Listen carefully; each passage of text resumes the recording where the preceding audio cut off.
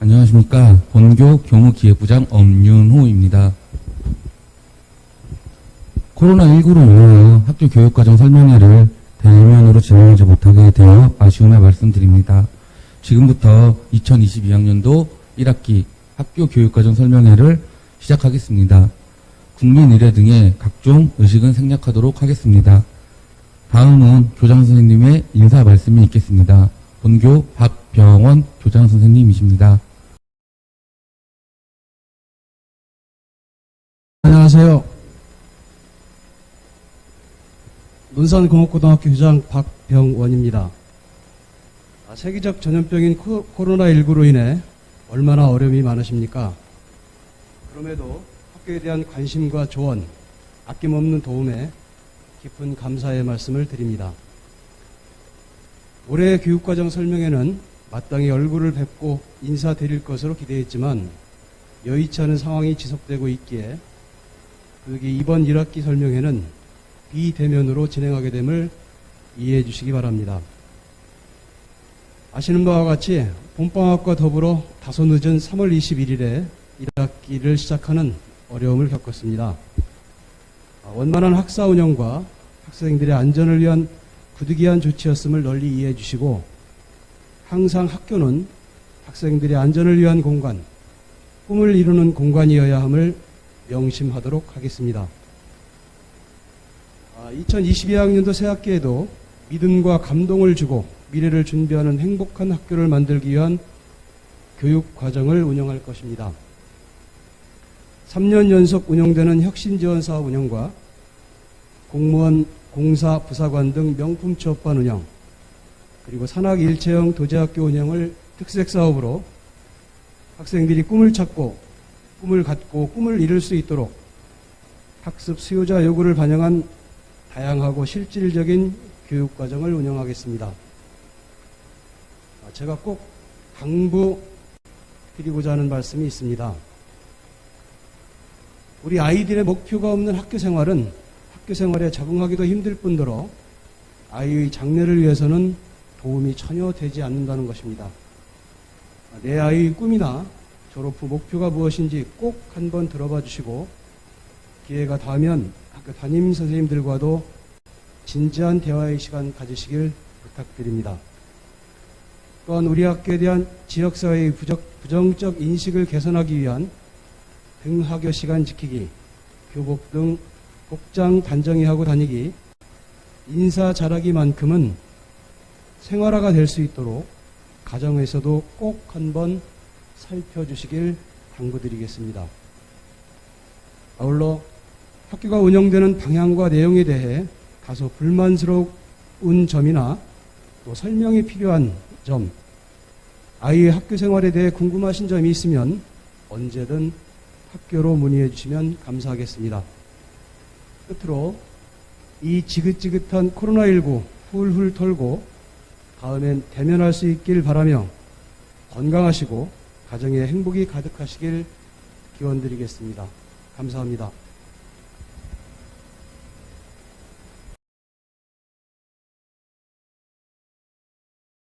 교무기획부에서 본교의 교육 비전 및 현황 등에 대해 설명해드리도록 하겠습니다. 본교의 교육 비전은 믿음과 감동을 주고 미래를 준비하는 행복한 학교, 이를 위한 학교 교육 목표로는 자신의 진로와 삶을 살아가는 자주적인 사람, 바른 품성으로 도전하여 새로운 가치를 창출하는 창의적인 사람, 공동체 의식을 가진 민주시민으로서 배려와 나눔을 실천하는 사람, 4차 산업에 적응을 직업기초 능력이 탄탄한 기술력을 갖춘 사람입니다. 이런 학생들이 될 수 있도록 전 교직원이 노력하도록 하겠습니다. 본교의 특색 사업입니다. 2020년부터 3년 연속 특성화고 혁신지원 사업에 선정되어 운영 중입니다. 지역과 함께하는 학교 운영 및 신입생 충원율, 취업률 제고, 안전한 학교 및 이성교육 활성화를 목표로 하고 있습니다. 명품 취업반을 운영하고 있습니다. 지방직 및 인사혁신처, 구급 공무원, 기계, 전기, 토목, 건축 분야를 운영하고 있으며 공사반, 부사관반도 지도를 하고 있습니다. 전담 선생님을 선정하여 방과후 수업 및 야간 자율학습을 지도하고 있습니다. 전문 동아리를 활성화하고 강소기업 및 강소기업을 위한 취업 방과 활동도 진행하고 있습니다. 산학일체형 직무중심 도제학교를 운영하고 있습니다. 학교 기업 직무중심 현장 교육을 진행하며 우수 강소기업 발굴 및 기업이 필요로 하는 우량 직무 인력을 양성하는 것을 목표로 하고 있습니다. 작년에도 학생과 기업이 매칭되어 높은 취업률을 기록하였습니다. 학교 연역입니다. 1936년에 논산 공립 실수학교로 개교하였습니다. 86년의 역사를 자랑하고 있고요.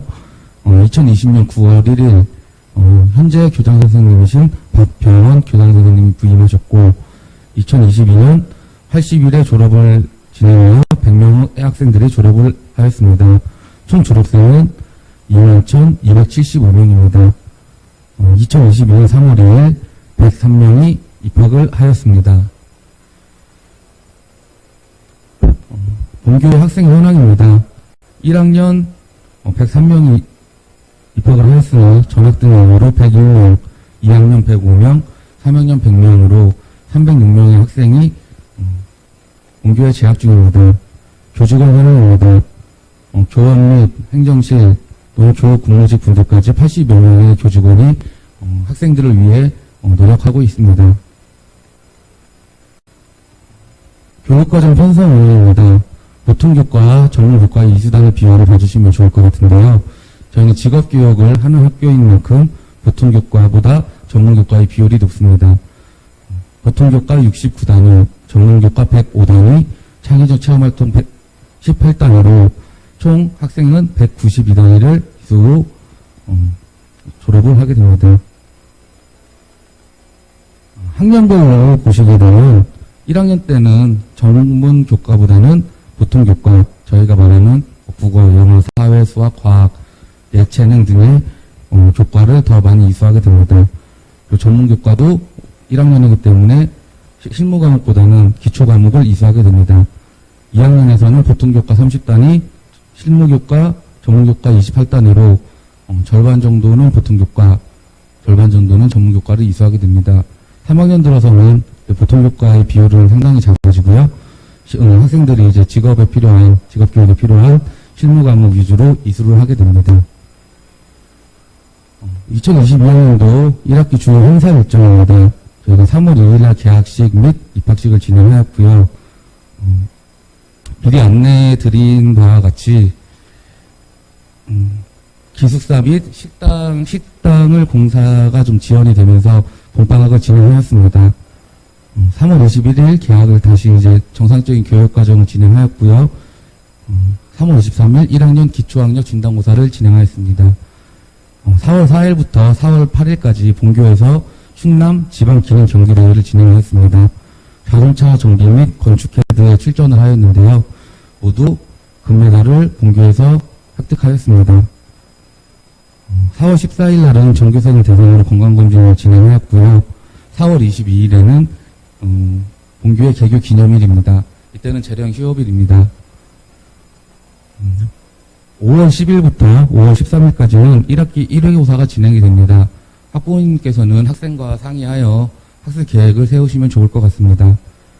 6월 8일부터 6월 10일까지는 1학년 학생들의 직업기초능력 평가 자가진단이 진행이 됩니다. 학교에서 진행이 됩니다. 6월 29일에는 1학기 수업 공개가 예정되어 있습니다. 코로나19 상황에 따라서 진행 여부를 학부모님들께 안내해 드리도록 하겠습니다. 7월 19일부터 22일까지는 1학기 2회고사가 진행이 되고요. 8월 2일에는 학생회장 선거가 진행이 됩니다. 8월 5일부터 8월 24일까지 좀 늦고 짧은 여름방학이 진행이 됩니다. 저희가 봄방학을 진행하였기 때문에 여름방학이 줄어들고요. 주말 제외하면 13일로 짧은 기간입니다. 다음으로는 담당 부서 선생님들의 연수가 진행되도록 하겠습니다. 안녕하십니까. 취업지원부장 박준섭입니다. 자, 목차를 한번 보실까요? 준비과정 중에 자격증 취득생활, 학교생활, 그다음에 학교 특색사업 중에 산학일체형 도제학교, 기능인재반, 공무원반, 해외 현장 학습반 충분 인품제, 취업 부분에 보면은 현장 실습, 취업 지원 사업, 1학습 병행, 특성화고 졸업생 7년 이렇게 순서가 되어 있습니다. 첫 번째, 자격증 취득입니다. 아시다시피 특성화 고등학교에 오면은 자격증 취득이 중요합니다.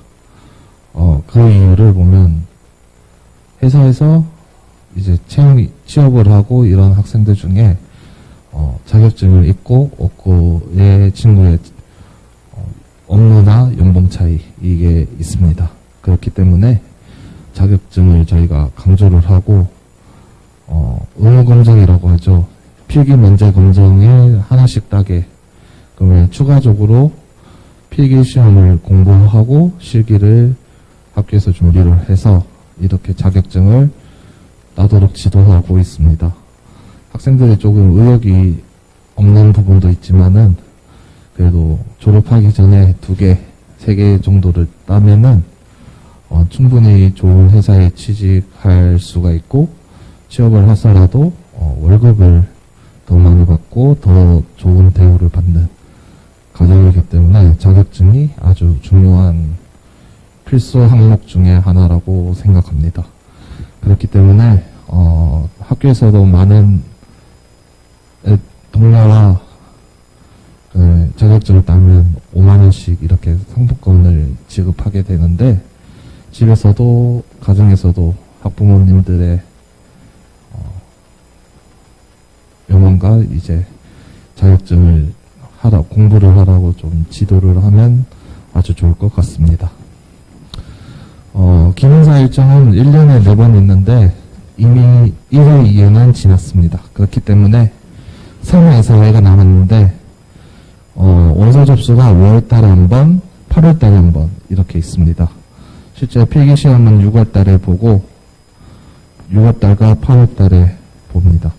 지금 올해 남은 거는 2개가 남아있지만은 1학년이나 2학년 학생들은 내년도 있기 때문에 지금부터 준비를 하면은 자격증을 취득할 수 있으라고 봅니다.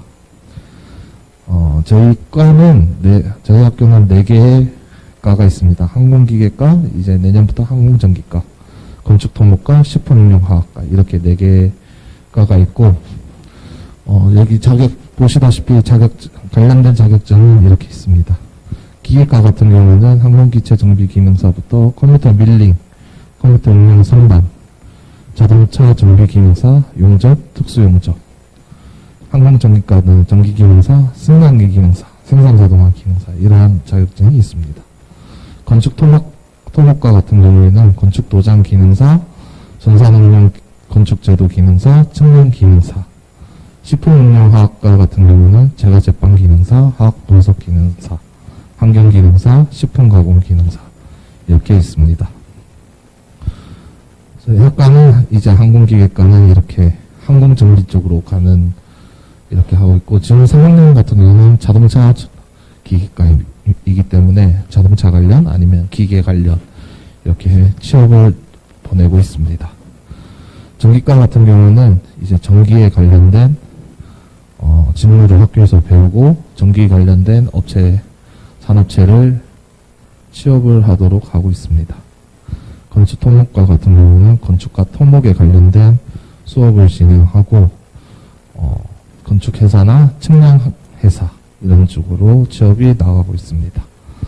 식품응용화학과는 식품과 화공 이쪽으로 운영이 되어 있고 특히 화공과 같은 경우는 지금 논산시가 식품 클러스터로 식품 관련 회사들을 많이 유치를 하고 추진을 하고 있습니다. 그렇기 때문에 오히려 화공과 학생들에게는 좋은 기회라고 생각됩니다. 자격증 아까 방금 말씀한 자격증은 기술 자격증이라고 하면은 이제 사무직을 위한 정보 관련 자격증이 있습니다. ITQ, 한글, 엑셀, 파워포인트, 그리고 워드 프로세서, 컴퓨터 활용 능력 이러한 것들이 정보 관련 자격증이고 이러한 자격증이 있으면은 사무직 하는데 좀 유리한 이점이 있다고 보시면 됩니다. 그리고 학교 생활이 매우 중요합니다. 생기부가 어떻게 보면 이 학생들의 마지막 학교 생활의 기록물이라고 볼 수 있습니다. 그렇기 때문에 회사를 가든 군대를 가든 이런 마지막으로 남기 때문에 아주 중요하고, 특히 제일 강조하는 부분이 출결입니다. 출결이기 때문에 무단 지각, 무단 외출, 무단 결석 이런 것들을 없도록 저희가 지도하고 있고, 가정에서도 많은 신경을 써주시면 감사하겠습니다. 그리고 저희 특색 사업 중에 하나가 산학일체형 도제학교를 운영하고 있습니다. 참여학과는 자동차 기계과, 전기과, 식품응용화학과 이렇게 3개과가 운영이 되고 있고, 도제학교는 쉽게 얘기해서 일학습 병행제라고 합니다. 일학습 병행은 회사와 학교를 병행 같이 일하는 것이므로 2학년 때는 이틀은 회사, 3일은 학교, 3학년 때는 3일은 회사, 이틀은 학교에서 이렇게 진행이 되고 있습니다. 시급 학생들의 신분은 학습 근로자인 신분이기 때문에 매월 40만원에서 70만원 정도 이렇게 훈련수당이 지급되어 있고, 졸업 후에도 학생이 희망을 하면은 그 회사에서 일할 수 있습니다. 이런 장점들이 있기 때문에 전국 특성화 고등학교에서 일학습 병행제인 산학일체형 도제학교를 운영하고 있고, 저희 학교도 운영하고 있습니다. 지금 현재 참여수는 이렇게 돼 있고요. 산학일체형 도제학교로 하면은 병합특례를 할 수 있는 기회를 주어집니다. 그렇기 때문에 다른 논산에 있는 업체들도 지금 저희 학교와 산학일체형 도제학교를 하고 싶어하는 업체들이 몇 있습니다. 병역특례를 지정해서 조금 회사에서도 조금 유리한 조건이 있고, 학생들도 군대를 가기 싫어하는 학생들도 이렇게 병역특례 업체에 취업을 하게 되면 군대 대신에 회사에서 3년을 근무해서 병역을 대신 할 수 있습니다. 그리고 이러한 산학일체형 도제학교를 운영함으로써 정부에서 많은 지원금과 예산을 받기 때문에 학교의 실습실이나 학생들의 도제학교 운영하는데 큰 어려움 없이 진행되고 있습니다. 지금 학생들 올해 최저 시급으로 계산을 했을 때 54만 9천 원 이상을 받게 되고, 3학년 같은 경우는 54만 9천 원 이상을 받게 되고, 2학년 같은 경우는 46만 6천 원 이상을 받게 됩니다. 그리고 저희 학교에는 기능연재반을 운영하고 있습니다. 자동차과와 건축과에서 운영을 하고 있는데, 이 기능연재반은 4월 달에 충남 지방대회를 거쳐 입상한 학생들에게 9월 달에 열리는 전국기능대회에 참여하게 됩니다. 여기서 전국기능대회에 참여하게 되면은 참여하게 되어 입상을 하게 되면은 삼성전자나 삼성 SDI, 현대중공업, 현대자동차 등 이러한 대기업에 들어갈 수 있는 특권이 주어지게 됩니다. 그렇기 때문에 기능반은 항상 월화수목금토 이렇게 학교에 나가서 훈련을 하고 방과 후 9시 반까지 나와서 훈련을 진행하고 있습니다. 그리고 저희 특색 사업 중에 하나인 공무원 공기업반입니다. 지금 자동차과, 전기과, 건축통합과 이렇게 3개과가 진행을 하고 있고, 기계직, 전기직, 건축직 9급 공무원을 배출하고 있습니다. 그리고 공기업반도 지금 운영하고 있습니다. 공기업반은 한전, 코레일, 가스공사 등 이러한 공기업에 취직하는 학생들을 전문적으로 공부를 시키고 시험을 보게 함으로써 저희 명품 취업을 하려는 명품 취업반을 운영하고 있습니다. 사진을 보시면 이런 공기업반, 공무원반 학생들이 자습을 할 수 있도록 이렇게 준비가 되었습니다. 그리고 정부에서도 지금 고졸 취업을 늘리기 위해서 이렇게 나와 있고요. 공무원과 공기업의 고졸 취업이 활성화되고 있습니다. 그리고 저희 학교 특색사업 중에 하나인 해외 현장 학습입니다. 참여학과는 기계과, 전기과, 건축과, 화학과, 모든 과에서 가능하고, 쉽게 얘기해서 1학년, 2학년, 3학년 1학기까지 영어 공부를 하고 3학년 1학기 때 5월 달에 선발고사를 칩니다. 선발고사를 쳐서 합격을 하게 되면은 9월 달부터 주로 호주에 가긴 하지만 호주에 해외 현장 학습을 하면서 3개월간 현장 학습을 나갑니다. 그렇게 3개월이 지난 후에 학생의 동의에 따라 한국에 돌아올 수도 있고 아니면은 계속 호주에 나와서 비자를 일할 수 있는 워크 비자를 받아서 일할 수 있습니다. 이렇게 해외 현장 학습을 통해 해외 취업이 가능하고 호주 같은 데 취업을 하게 되면은 아마 영주권을 얻을 수 있는 이런 장점들이 있습니다. 그리고 저희 학교 1, 2학년 취업을 희망하는 1, 2학년 대상으로 충무인품제를 운영하고 있습니다. 충무인품제는 취업을 희망하는 학생에게 학교에서 해방받고 있는 업체 견학이나 문화활동, 체육활동, 봉사활동을 통해서 취업인으로서 가져야 된 덕품을 갖도록 하는 프로그램 운영입니다. 현재 15명 학생들이 희망을 하여 운영하고 있습니다.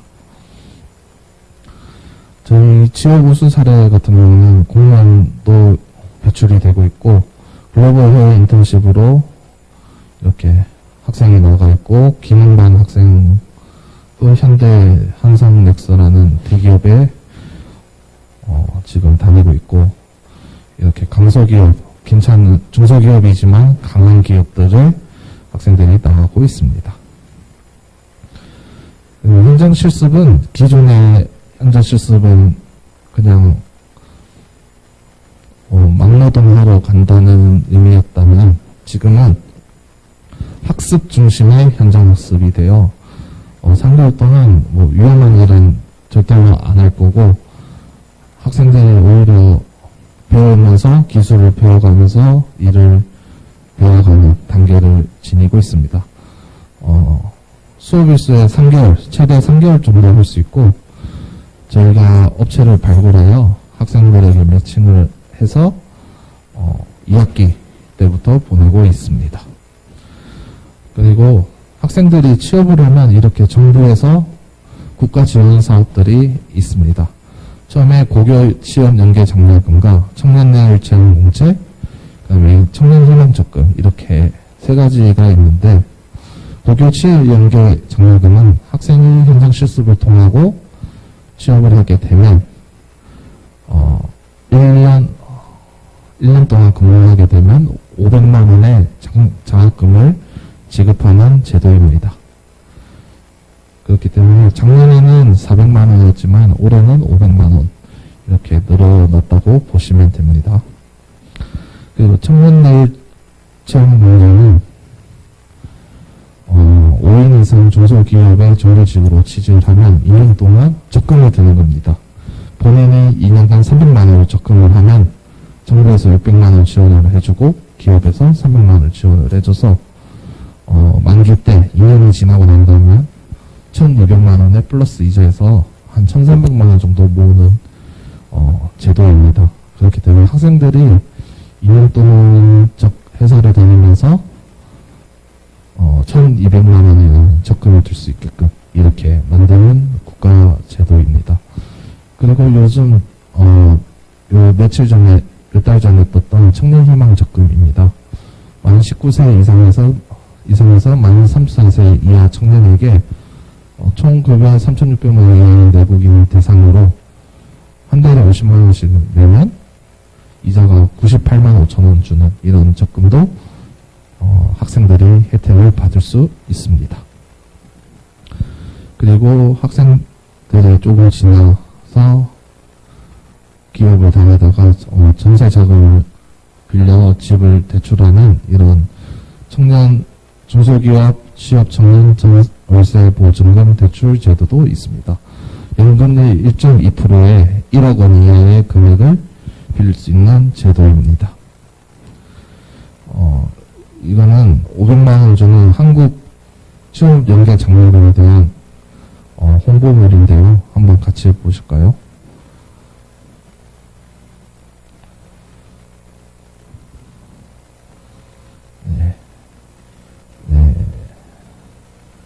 자, 이 고교 취업 연계 장려금은 성인 대학을 가면 못 받는 제도입니다. 그렇기 때문에 학생이 특히 특성화고 학생이 학교를 졸업하고 취업을 하면은 이렇게 나라에서 500만 원을 지원해주는 제도입니다.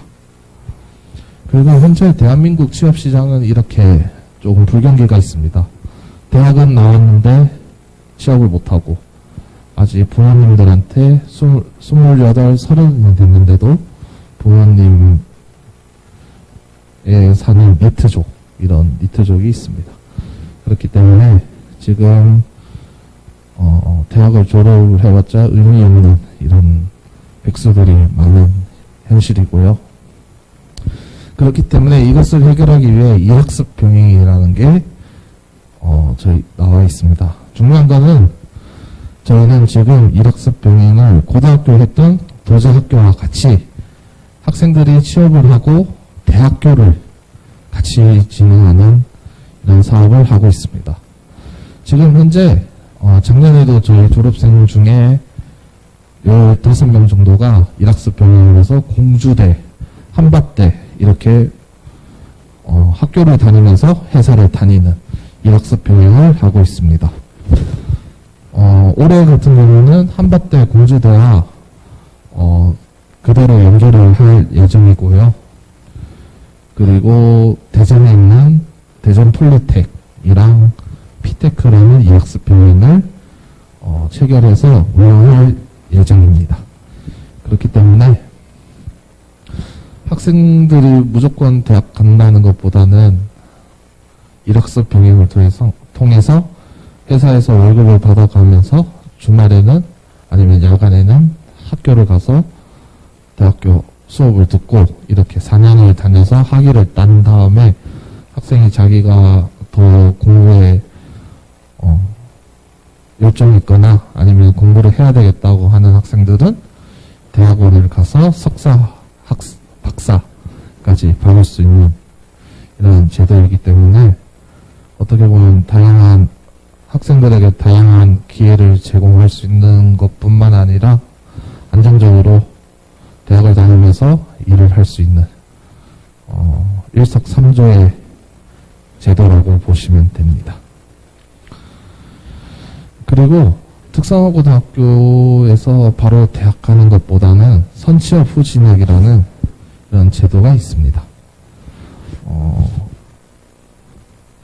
학부모님들 대학에 좀 관심 있으면 한번 어디가라는 사이트에 보시면은 이렇게 작년도 정보를 알 수 있습니다. 올해도 보면 작년에 정보를 보면 여기 졸업한 재직자 전형 이렇게 보면은 모집인 공주대학교 같은 경우는 모집 인원이 150명인데 경쟁률이 없습니다. 아무도 지원을 안 했다는 얘기죠. 그리고 이거와 다르게 고등학교를 졸업을 하고 바로 가는 특성화 고등학교 전형으로 봤을 때 특성화 고등학교 전형을 봤을 때 한 명을 뽑습니다. 한 명을 뽑는데 건축학부 같은 건 12명이 지원을 했고 그 다음에 기계과 같은 경우는 한 명을 뽑는데 17명이 지원을 했습니다. 이것처럼 경쟁률이 재직자 특별 전형에 비하면은 지금 일반 특성화고 전형은 높기 때문에 현재 학생들이 대학을 그래도 국립대 쪽은 좋은 대학교 갈 수 있는 방법은 이렇게 선취업, 후진학 방법이 제일 좋은 방법이라고 생각됩니다. 이 방법은 학생들이 특성화고등학교 학생들이 취업을 해야 되는데 대학을 가겠다고 이러한 미스매치 현상이 일어났기 때문에 2014년도부터 이제 정부에서 시행한 사업이고 현재 상고, 농고, 공고에서 선취업 후진학으로 대학을 다니는 학생이 많이 있습니다. 그리고 이와 더불어 요즘은 일학습 병행이라는 제도를 통해 일과 대학을 같이 다니는 졸업생들이 많이 있습니다. 마지막으로 영상을 보고 마치도록 하겠습니다.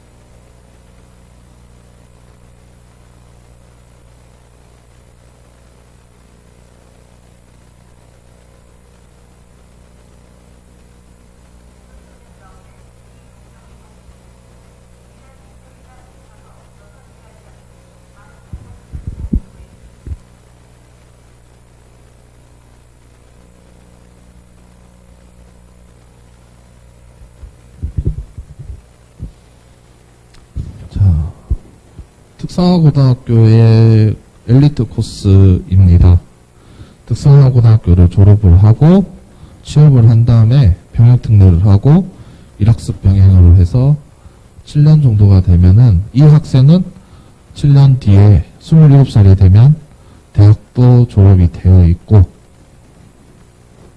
그리고 월급 연봉을 한 달에 250만 원씩 받는다고 하면은 연봉이 최소한 자기가 쓴 거 있고 모아도 2천만 원씩만 모으면은 1억 4천이 모여집니다. 그렇기 때문에 특성화고 졸업생의 7년은 특성화고를 졸업한 다음에 취업을 한 다음에 7년 동안 일학습 병행과 병역특례를 통해 학생이 더 많은 돈을 벌 수 있고 그리고 그만큼 기술자가 되어 있기 때문에 회사 내에서도 높은 직급의 위치가 되고 입지도 다져지기 때문에 매우 좋은 제도이고 학생들에게도 많은 기회를 줄 수 있다고 생각하기 때문에 가정에서도 학생들이 취업을 통하여 일학습 병행과 아니면 선취업 후진학 제도를 통하여 학생들이 좀 유리할 수 있게끔 이렇게 지도해 주셨으면 감사하겠습니다. 이상 마치도록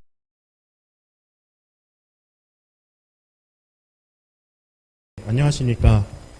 2022학년도 1학기 교육과정 설명회 안전생활부 부서 안내드리도록 하겠습니다. 네, 저는 논산공업고등학교 안전생활부장을 맡고 있는 교사 최명종이라고 합니다.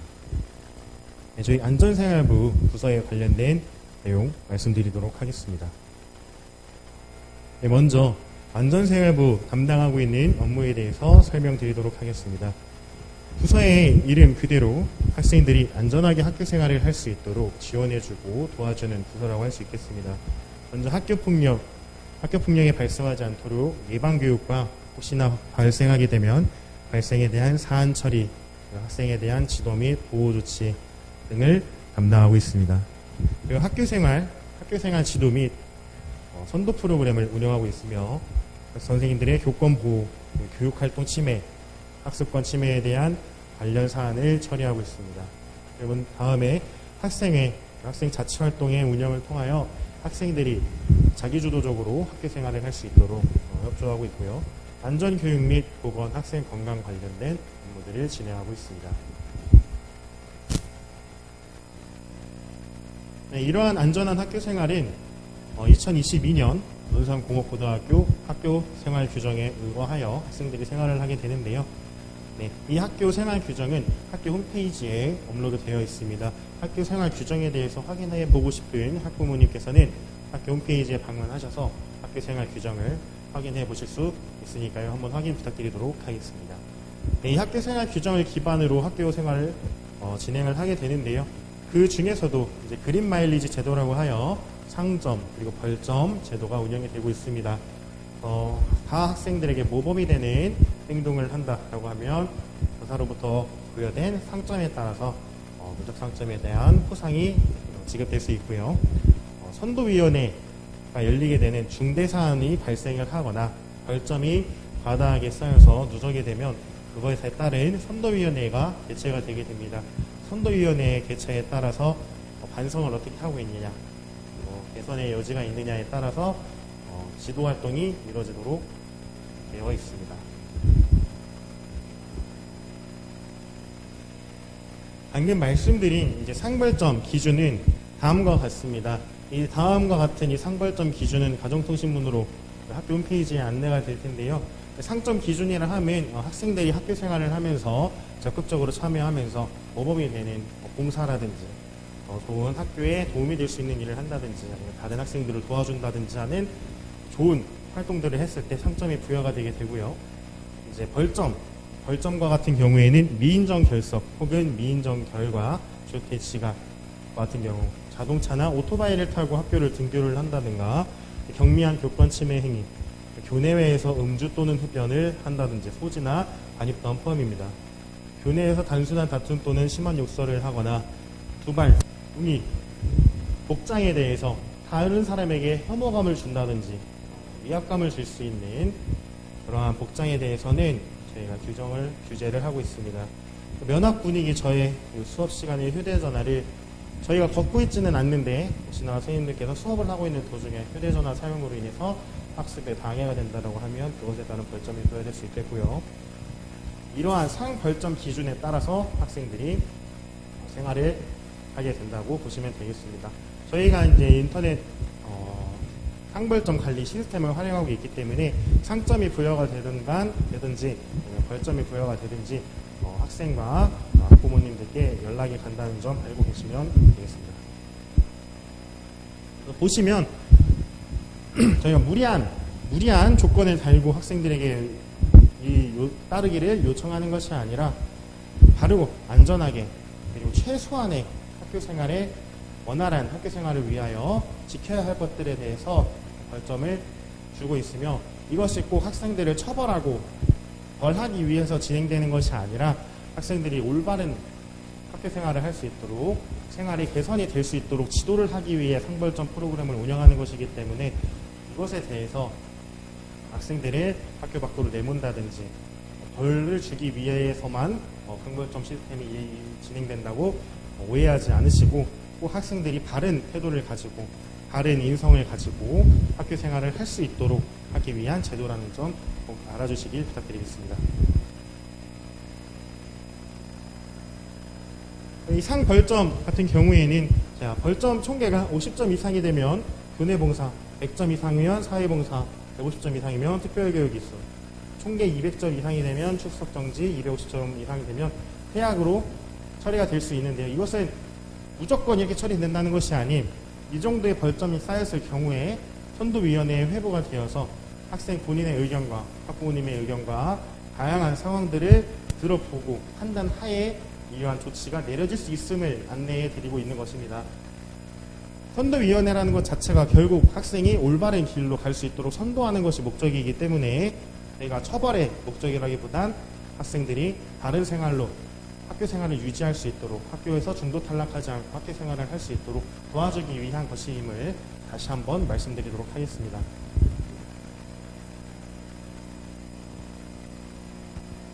이러한 선도위원회의 절차 같은 경우에는 사안이 발생하거나 벌점이 누적되었을 때 선도위원회가 회부되고 개최되어서 그거에 따른 징계가 부여됩니다.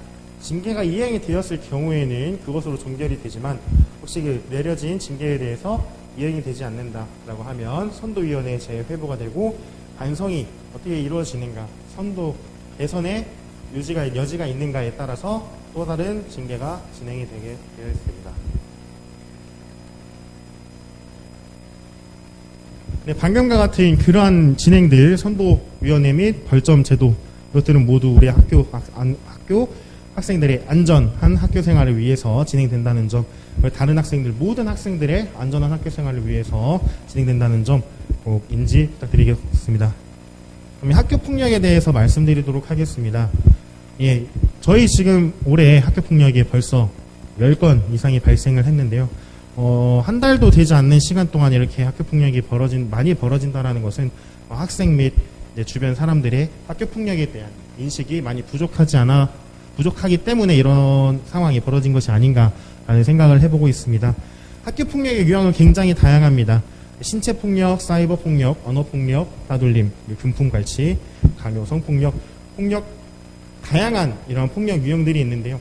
우리가 단순하게 아이들 장난이라고 생각할 수 있는 그러한 것들도 학교 폭력으로 충분히 확인이 될 수 있다는 점 꼭 안내해드리고자 이 내용을 소개해드리고 있습니다. 단순한 욕설이나 말장난 같은 경우에도 충분히 받는 사람이 불쾌감을 느꼈다라고 하면 학교 폭력이 될 수 있다는 점, 돈을 빌려가서 갚지 않는다든지 다양한 종류의 이런 학교 폭력들이 발생하지 않도록 가정에서도 우리 저희 학교에서도 열심히 지도가 필요할 것으로 생각이 됩니다. 학교에서도 지속적으로 학교 폭력에 대한 교육을 통해서 더 이상의 학교 폭력이 일어나지 않도록 열심히 지도하도록 노력하겠습니다.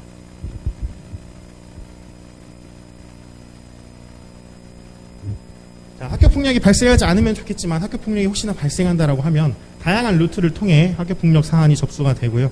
접수가 되자마자 저희는 보고 조치와 함께 사안 조사를 통해서 어느 한쪽으로 치우쳐진 것이 아닌 모두의 말을 들어보고 어떠한 상황인지 객관적으로 학교에서는 판단을 해서 학교폭력 전담기구를 개최하게 됩니다. 전담기구의 심의 결과에 따라서 혹은 양측 보호자와 학생의 의사에 따라서 학교장 자체 해결 혹은 학교폭력 대책 심의위원회에 개최가 되어서 심의위원회의 결과에 따라 조치가 이행되거나 학교장 자체 해결 과정으로 대화를 통한 원만한 해결 혹은 관계 회복 및 갈등 조정 프로그램을 통해서 원만한 해결을 할 수 있다라고 아실 수 있겠습니다. 자, 학교폭력 사안과 관련돼서는 학생들에게도 사안이 발생했을 시 즉시 보고하고 신고하도록 교육하고 있고요. 보호자께서도 학부모님께서도 혹시나 본인의 자녀가 학교에서 어떠한 따돌림이나 괴롭힘, 학교폭력이라는 것을 당하는 것이라고 판단이 되실 때에는 학교 측으로 연락을 주시면 저희가 즉각적으로 사안 접수 및 보고 그리고 사안 조사를 실시해서 학교폭력에 대해서 재빠르게 대처할 수 있도록 하겠습니다.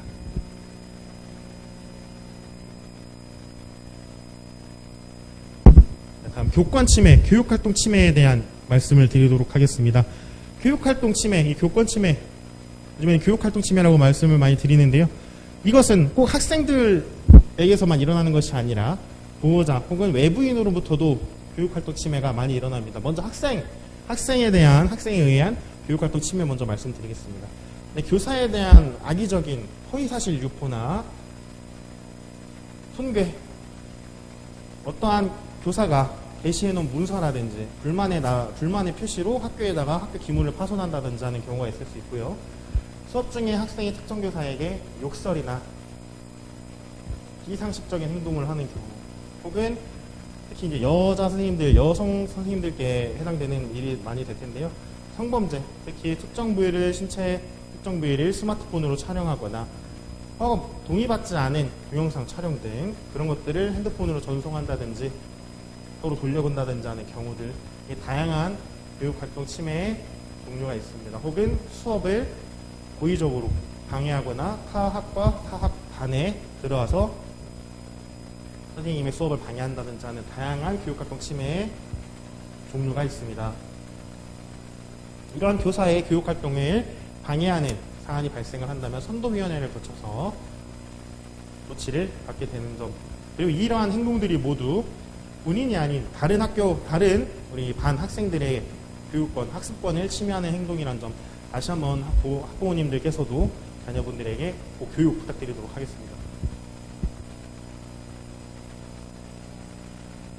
그 다음으로 학부모님께서 저희 교육활동을 침해하는 행위가 있을 수 있겠습니다. 먼저 학생과 마찬가지로 명예훼손이라든지 허위사실 유포, 혹은 불법적인 정보 유통, 업무 방해, 수업을 하는 것을 방해하신다든지, 혹은 공무집행 방해, 다른 학생들의 수업을 하고 있는 와중에 들어오셔서 막무가내로 수업을 방해하신다든지 하는 경우들, 혹은 직접적인 폭행, 혹은 폭언, 욕설, 이러한 것들, 온라인으로 명예훼손이 될 수 있습니다. 이러한 것들은 모두 그 해당 사안에 따라서 조치가 취해질 수 있음을 명심해 주시고, 안전한 학교 운영을 위하여, 그리고 우리 모든 학생들의 안전한 학습 활동을 위하여 이 점 꼭 명심해 주시고, 같이 함께 배려하고 도와가면서 안전한 학교를 만들 수 있는 그러한 학교가 되었으면 좋겠습니다. 네, 다음으로 가정폭력 및 아동학대 예방에 대해서 말씀드리도록 하겠습니다. 먼저 아동학대란 보호자를 포함한 성인이 아동의 건강 또는 복지를 해치거나 정상적 발달을 저해할 수 있는 신체적, 정신적, 성적 폭력이나 가혹행위를 하는 것과 아동의 보호자가 아동을 유기하거나 방임하는 것을 모두 아동학대라고 이야기하고 있습니다. 이런 아동학대는 다양한 징후들, 신체적, 행동적 징후들이 나타날 수 있는데요. 본인, 보호자뿐만 아니라 다른 외부인으로부터도 이런 아동학대가 벌어질 수 있다는 점, 혹시 이러한 자녀로부터 이러한 징후가 발견된다면, 혹은 나의 주변 사람이, 주변 아는 자녀분들이 이러한 아동학대를 당하고 있다는 징후가 혹시 보인다라고 하면 즉시 112로 아동학대 신고 전화를 부탁드리도록 하겠습니다. 저희 학교에서도 교직원들께서 아동학대의 징후가 보이는 학생들이 있다라고 하면 즉시 보호하고 신고하여 처리할 수 있도록 하겠습니다.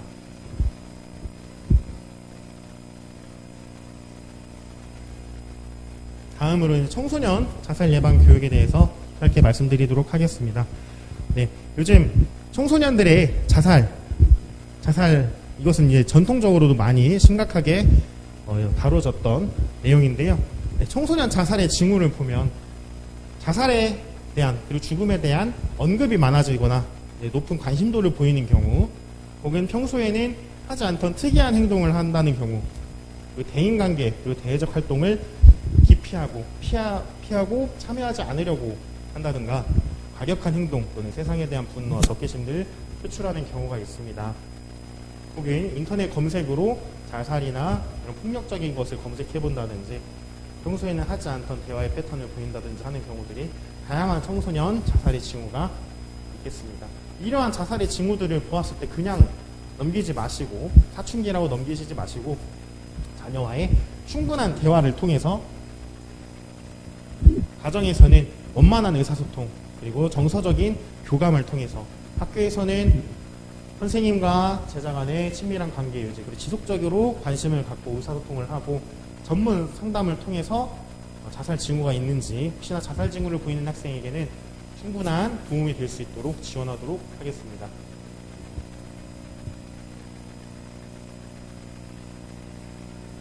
네.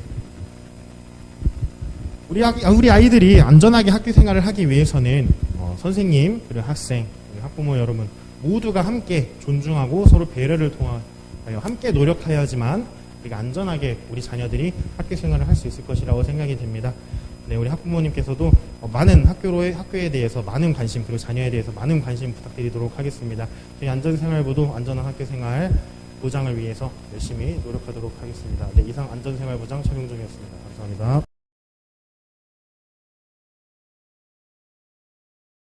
네, 안녕하세요. 저는 원산공업고등학교 보건교사 김윤희입니다.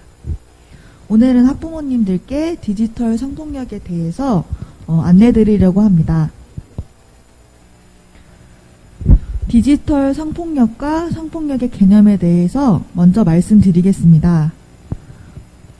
성폭력이란 권력 또는 힘의 우위, 예를 들면 물리적 협박, 위계, 위력 등을 이용하여 성적 자기 결정권을 침해하는 모든 행위를 말합니다. 그리고 디지털 성폭력은 디지털 매체, 예를 들면 SNS, 카메라, 컴퓨터 등을 이용하여 개인의 인격권과 성적 자기결정권을 침해하는 모든 행위를 말합니다. 여기서 성적 자기결정권이란 자신이 자율적으로 자신의 책임 판단하에 성적인 의사를 결정하는 것을 말합니다. 예를 들면 내가 성적 자기결정권을 통해서 성관계를 한다든지 아니면 상대방과 성적인 어떤 행위를 한다든지 이런 거는 모두 성적 자기결정권에 따라 행위를 하게 되어 있습니다. 성폭력과 디지털 성폭력 모두 이러한 성적 자기결정권을 침해하는 모든 행위가 될 수 있습니다. 디지털 성폭력에서 디지털이라는 표현을 채택한 이유는 사이버, 온라인이라는 개념이 통신 환경을 기반으로 한 정의로 인터넷을 통해 이루어지는 유포, 참여, 소비만 규정하는 한계가 있습니다. 따라서 불법 촬영 및 소지 등의 넓은 의미를 포함하고자 디지털이라는 표현을 사용하게 되었습니다. 그 다음은 디지털 성폭력의 유형입니다. 첫 번째로 오프라인 성폭력입니다. 오프라인 성폭력에는 가장 대표적인 예로 불법 촬영이 있습니다. 불법 촬영의 특징은 총 4가지가 있습니다. 동의하지 않은 사진을 촬영하거나 소지하는 것. 둘째, 동의하 촬영하였으나 상대의 요청에도 삭제하지 않는 것. 세 번째, 소지한 이미지 등을 협박의 수단으로 사용하는 것. 마지막으로 개인의 이미지를 강제로 획득하는 것. 이런 총 4가지의 특징을 갖고 있습니다.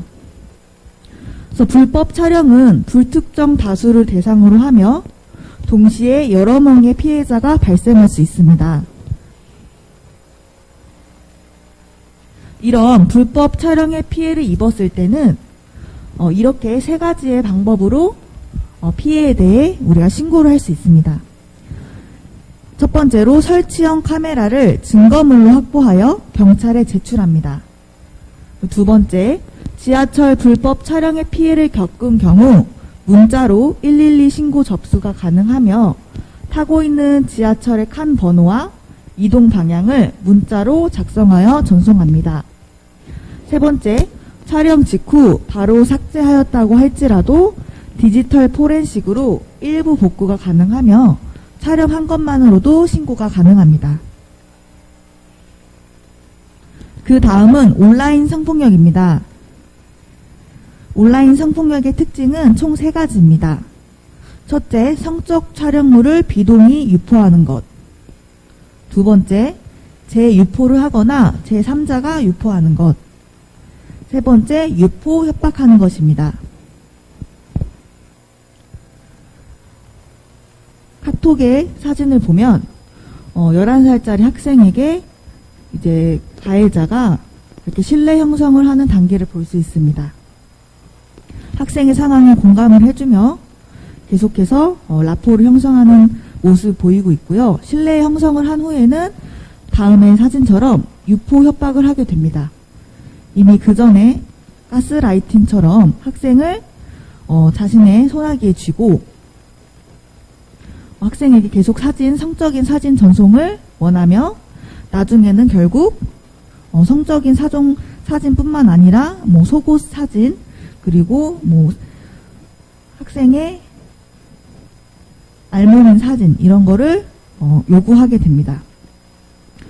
그래서 이러한 온라인 성폭력의 가장 큰 특징은 이런 성적 촬영물을 비동의 유포하는 것입니다. 온라인에 개인정보 또는 이미지를 유포한다고 했어요. 그리고 자꾸 성적인 사진을 전송해 달라고 했어요. 이런 식으로 이제 피해자들의 말을 들어볼 수 있습니다. 촬영이 이루어질 때는 동의를 했으나 해당 촬영물이 유포되기를 원하지 않는데도 불구하고 강제로 유포하는 것을 이제 성적 촬영물 비동의 유포라고 합니다.